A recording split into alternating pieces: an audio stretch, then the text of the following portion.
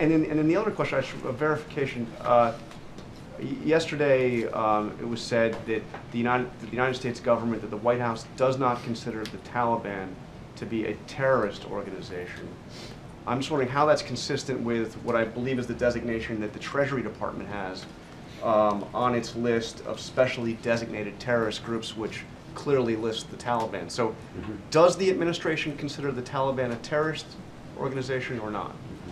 John, the reason that the Taliban is listed on the this description that you have put forward here is for two reasons. One is they do carry out tactics that are akin to terrorism. They do pursue terror attacks in an effort to try to advance their agenda. And by designating them in the way that you have described, does allow the United States to put in place some financial sanctions against the leaders of that organization in a way that's been beneficial to our ongoing efforts against the Taliban.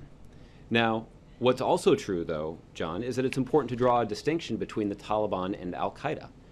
The Taliban has resorted to terror tactics, but those terror tactics have principally been focused on Afghanistan. Now, the reason that we're concerned about that is there obviously are a significant number of American personnel, including American military personnel in Afghanistan, that are in harm's way.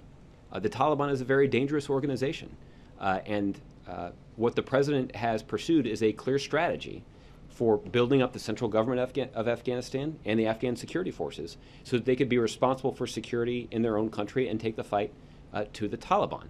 That, however, is different than the strategy that we have pursued against al-Qaeda. Al-Qaeda is a terrorist organization that has aspirations that extend beyond just the border between Afghanistan and Pakistan. Al-Qaeda and their affiliates around the globe have sought to carry out terror attacks against Americans and American interests all around the globe. And that explains the difference in classification. But there is no doubt that both of these organizations are dangerous and have drawn our attention. After all, there are a large number of Taliban fighters that have been taken off the battlefield thanks to U.S. efforts and thanks to the courage and bravery of our servicemen and women.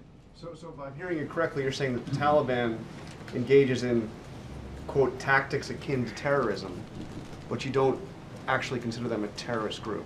They have a different classification. They have a classification that does allow us to pursue financial sanctions against them that have succeeded in limiting their capability, that have been effective. And that is different than an organization like al-Qaeda that has a much broader global aspiration to carry out acts of violence and acts of terror against Americans and American interests all around the globe.